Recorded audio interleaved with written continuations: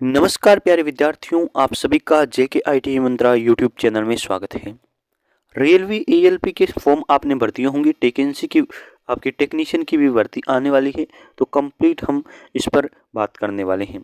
पहली क्लास है रेलवे के जो 2018 के पेपर थे उन सभी का सॉल्यूशन करेंगे।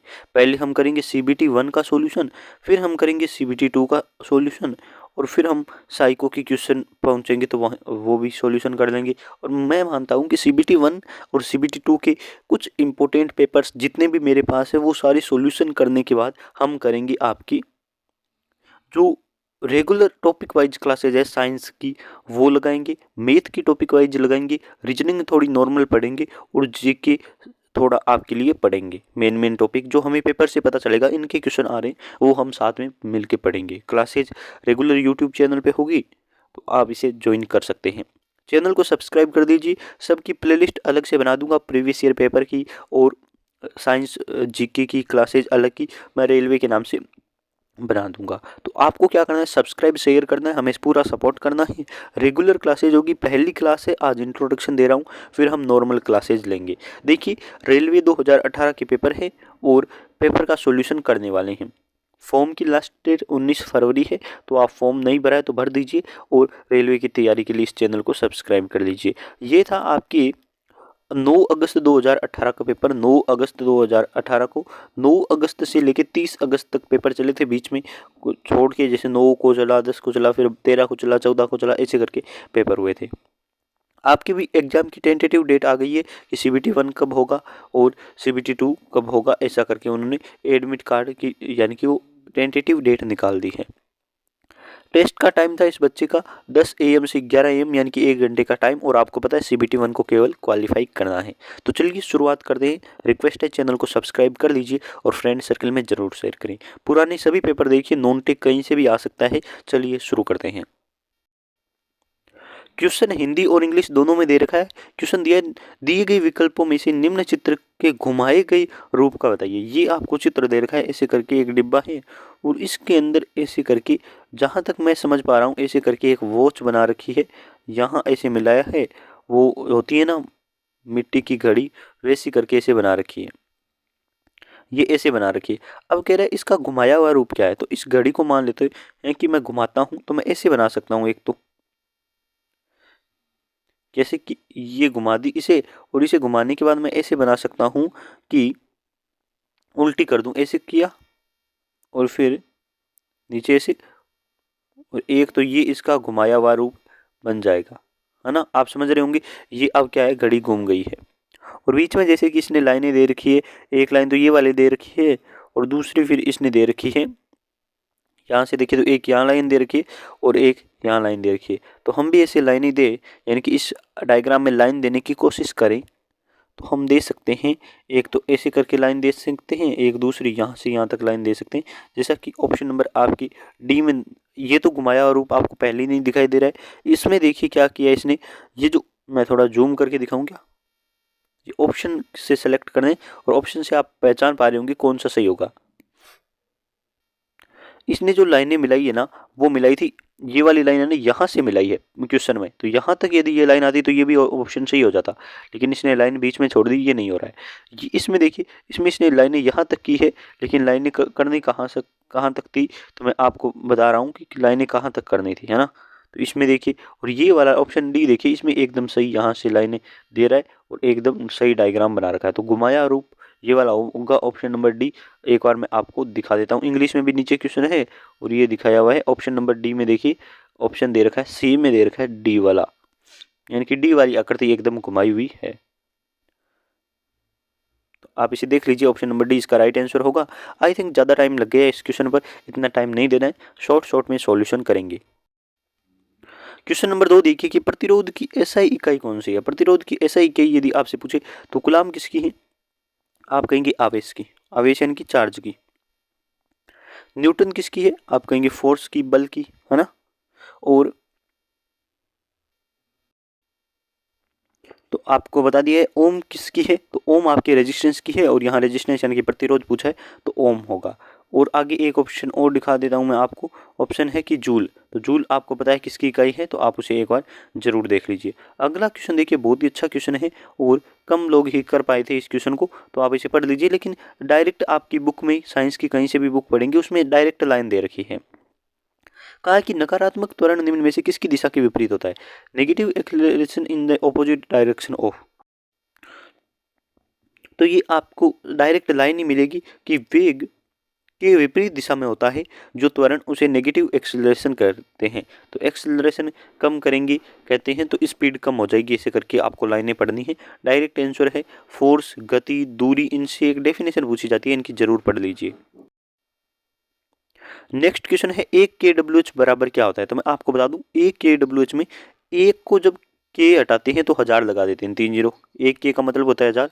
वाट का हमें रखना है वाट, और आवर को जब हम यानी कि जूल में बदलना है, या ऑप्शन दे रखे हैं जूल में, तो जूल में होता है आपकी सेकंड में कन्वर्ट करना है। सेकंड में जब घंटे को कवर करते हैं तो 60 × 60, 60 मिनट और 60 सेकंड ऐसे करना है।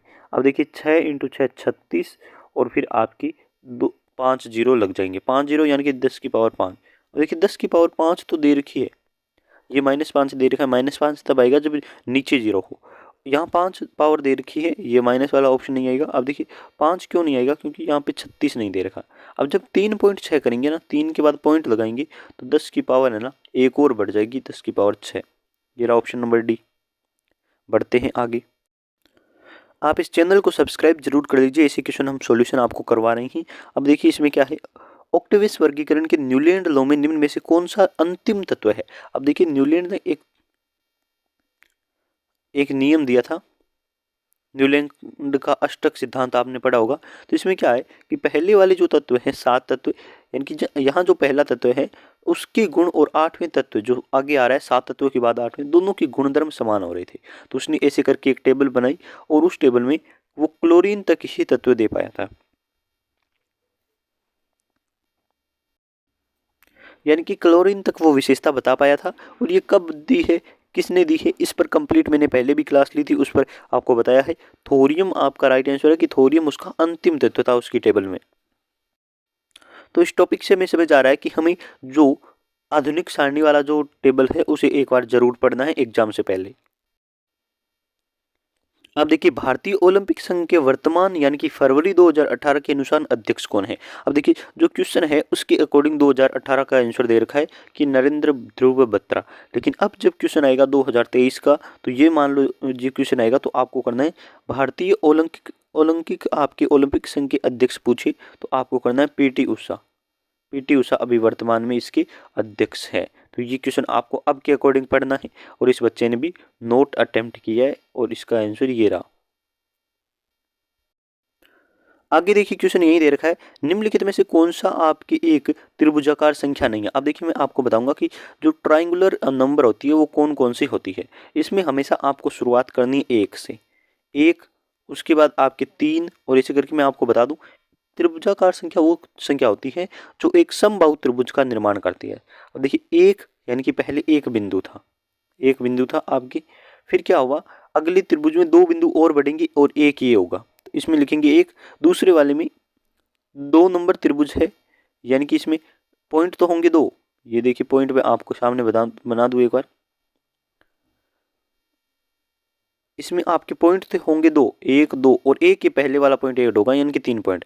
अब अगला जब हम 3 वाला त्रिभुज बनाएंगे उसमें क्या होगा, 2 3 तो ये वाले होंगे, यानी कि पहले वाले त्रिभुज के 3 पॉइंट होंगे, 1 1 आपके 2 और 3, है ना।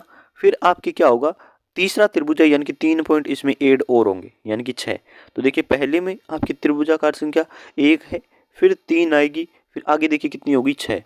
अब जब हम चौथा त्रिभुज बनाएंगे उसमें 4 नंबर त्रिभुज है, यानी कि 4 तो वो ऐड होगा और 6 तक यहाँ आ गया, इसलिए अगले में आ जाएगी 10 त्रिभुजाकार संख्या। फिर आगे जब हम 5वां बनाएंगे तो 5 तो वो 5वें नंबर वाला है इसलिए 5 ऐड हो जाएगा, और 10 पहले आ गई इसलिए अगले में आ जाएगा 15। फिर आगे जब हम छठा बनाएंगे तो उसमें 6 वो ऐड हो जाएगा और 15 ये, यानी कि 21। ऐसे करके त्रिभुजाकार संख्याएं चलती है। अब चलिए ऑप्शन की तरफ चलते हैं। अब देखिए हम ऑप्शन देख रहे हैं, ऑप्शन में दे रखा है 3 और पहला जब हमारा त्रिभुज था उसमें 1 थी, दूसरे में 3 थी, फिर आपकी कितनी थी तो उसमें 6 थी, फिर आपकी 10 थी, फिर आपकी 15 थी और 21 थी। ऐसे करके मैंने आपको त्रिभुजाकार संख्या बताई है। तो 3 वो त्रिभुजाकार है। इसने पूछा कौन सी नहीं है, 10 भी है, ये रही 10 है, 15 भी है और इसमें कौन सी नहीं है तो 5 नहीं है, यानी कि त्रिभुजाकार संख्या कौन सी नहीं है, 5 नहीं है। अब देखिए ये क्वेश्चन उस टाइम पूछा गया था और इसका आंसर उन्होंने रॉन्ग वाला माना है, 15 को आंसर माना था। फिर बच्चों ने ऑब्जेक्शन लगाया था, तो आपको पता है कि गलत माना जा सकता है। इसमें भी पूरी तरह से इंटरनेट पे सर्च करके लेके आए हूँ, इसका आंसर 5 ही होगा। तो आप इस बार इस टॉपिक की तरह आप इसे पढ़ें, कैसे हम देख सकते हैं कि त्रिभुजाकार संख्या कौन सी नहीं है। आगे बढ़िए क्वेश्चन की तरफ कि पानी में ब्लीचिंग पाउडर मिलाने पर कौन सी गैस निकलती है। तो देखिए इसमें क्या होता है, आपकी क्लोरीन गैस निकलती है, क्लोराइड बन जाता है हाइपोक्लोराइड, तो क्लोरीन गैस इसमें निकलती है, कोई इसमें संशय नहीं है। ज्यादातर मैथ और जीके के यही क्वेश्चन आ रहे हैं, निम्न में से कौन सा आपके सही है। तो कौन सा सही है आपको पूछा है, 29/6 जब आप इसे हल करोगे तो आएगा 4 पॉइंट कुछ, और दे रखा है 43.12, इसे कुछ हल करोगे तो आपके आएगा 3 पॉइंट कुछ, 3 पॉइंट शायद 56 आएगा। तो इसे आपको हल करना है। अब देखिए इसमें कह रहा है कि 29/6 बड़ा है, तो 4 पॉइंट बड़ा होता है 3.56 से, बात तो सही कह रहा है। इसमें कह रहा है कि 3 पॉइंट बड़ा होता है, तो ये वाला गलत है, दोनों बराबर कभी नहीं हो सकते, ये बराबर कभी नहीं हो सकते। तो आपके पहले ऑप्शन ही सही होगा, कंप्लीट इसे पढ़ लीजिए। आपको पता है किस प्रकार से आंसर देखना है, कौन सा बड़ा है ऐसा पूछा है। रीजनिंग का सिंपल सा क्वेश्चन आया कि क्वेश्चन मार्क चिन्ह की जगह कौन सा स्थान आएगा। क्वेश्चन मार्क में लिखा है ST, फिर लिखा है TU, फिर आपके लिखा है UV, फिर लिखा है VW और आगे दे रखा है क्वेश्चन मार्क। तो देखिए टी लिखा है, S लिखा है, टी लिखा है, टी को वापस वहाँ लिख दिया और टी के बाद वाला लिखा है, यू को वापस वहाँ लिख दिया उसके बाद वाला लिखा है। अब देखिए वी को वापस लिख दिया और उसके बाद वाला लिखा है। तो हम भी क्या करेंगे, डब्ल्यू को वापस लिखेंगे और डब्ल्यू के बाद वाला एक्स लिख देंगे, WX आंसर आएगा। सिंपल सा क्वेश्चन है, आई होप आपको समझ आ गया होगा। 11 नंबर देखिए क्वेश्चन क्या कह रहा है कि तपस और अवि और ऋषि के बीच एक केक को बांटा गया। एक केक थी पूरी 100%, केक कितनी थी, 100% थी। मान लेते हैं एक केक थी पूरी 100%, या फिर कह देते हैं कि केक कितनी थी, तो हम कहेंगे एक केक थी। अब एक केक का तपस को मिल गया आधा हिस्सा, यानी कि आधी केक तो मिल गई तपस को। तपस को कितनी मिल गई, आधी केक मिल गई। ऋषि को कितनी मिल गई, तो ऋषि को आपकी मिल गई 1/3 भाग। अब पूछ रहा है कि अवि को कितना हिस्सा मिला, जो शेष हिस्सा बचा है वो अवि को मिला है। तो इसका एक तरीका होता है,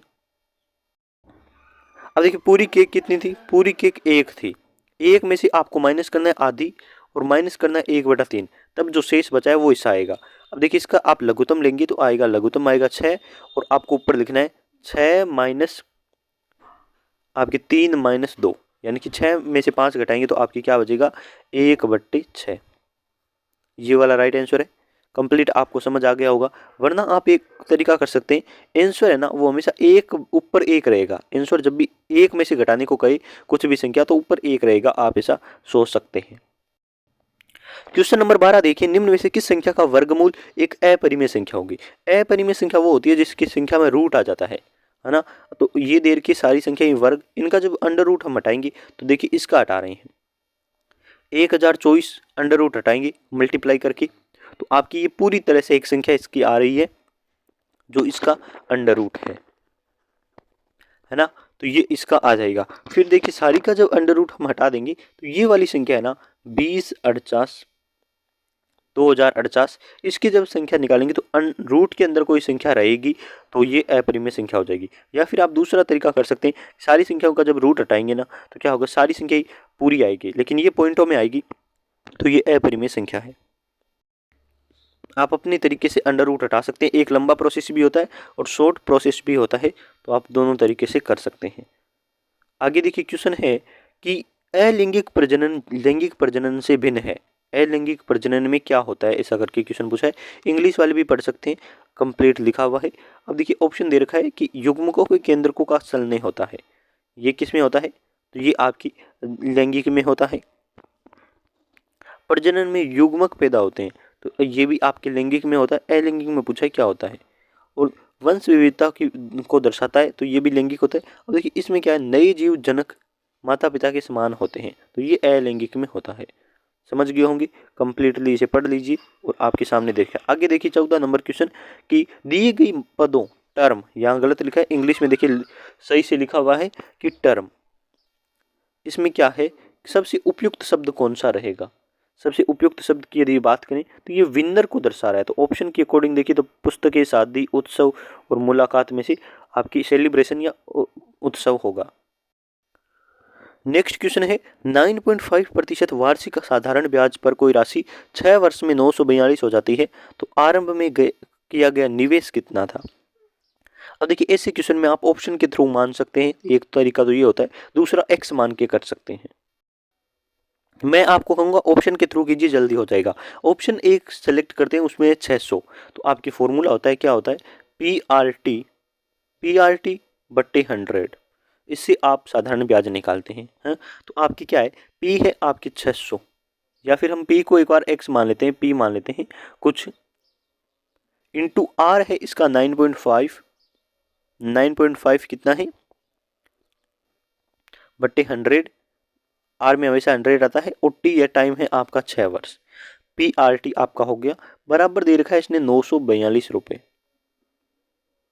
942, है ना। तो इसमें क्या होगा, उधर 942 में से जब पी घटाएंगे ना तब वैल्यू आएगी। ये पी आर टी साधारण ब्याज की नहीं आ रही है, ये आ रही है आपकी पी माइनस, एक बार मैं कंप्लीट बताऊं क्यों पी में से घटाएंगे, क्योंकि जो ये फॉर्मूला होता है वो साधारण ब्याज निकालता है, और ये आपकी पूरी राशि इसने 942 दे रखी, इसमें पी भी ऐड है, तो हम इधर करेंगे पी माइनस आपके 942 माइनस पी, 942 माइनस पी। समझ गए होंगे क्या क्यों करना है, क्योंकि इसमें हमें केवल साधारण ब्याज एक बार देखना है। अब देखिए कंप्लीट एक बार प्रोसेस करते हैं, तो मल्टीप्लाई वाली कर देते हैं एक बार, या फिर काटा पीटी कर सकते हैं। इस फॉर्मूले से आप करेंगे तब भी आंसर आ जाएगा। इसमें आएगा आपके 342, है ना, लास्ट में 342 आपके ब्याज बचेगा। तो आप समझ जाएंगे कि 942 में से जब ब्याज 342 घटाते हैं तो आपकी 600 संख्या रहती है। दूसरा ही ऑप्शन से मानकर करें, 600 इंटू आर दे रखा है 9.5 बटे 100 इंटू टाइम दे रखा है 6 वर्ष। इसमें आप कंप्लीट करेंगे तो आप समझ जाएंगे कैसे करना है। 2 जीरो से 2 जीरो कट कर देंगे और फिर आपकी ऊपर मल्टीप्लाई करेंगे तो ऊपर आएगा आपके 342, है ना, 636, और आप जब 10 से गुणा करेंगे 360 के आसपास आ रहा है, यानी कि ये आपके 342 आएगा। तो आप समझ गए होंगे 942 में से यदि हम 342 घटाते हैं तो 600 आ रहा है, और 600 हमारी मूल संख्या थी, 342 आपका ब्याज हो गया, है ना, समझ रहे हो ना। तो यही आपको आंसर में करना है। तो आपको ऑप्शन दे रखा है ये वाला, 600 राइट आंसर कर देंगे। कंप्लीट एकदम छोटा सा क्वेश्चन है ये। क्वेश्चन थोड़ा सा आप समझिए कि सर्च लाइट में कौन सा परावर्तक होता है। परावर्तक यानी कि आपको रिफ्लेक्टर पूछा है। अब देखिए दो होते हैं, एक तो होता है उत्तल। उत्तल का काम क्या होता है, उत्तल आपके ये काम करता है,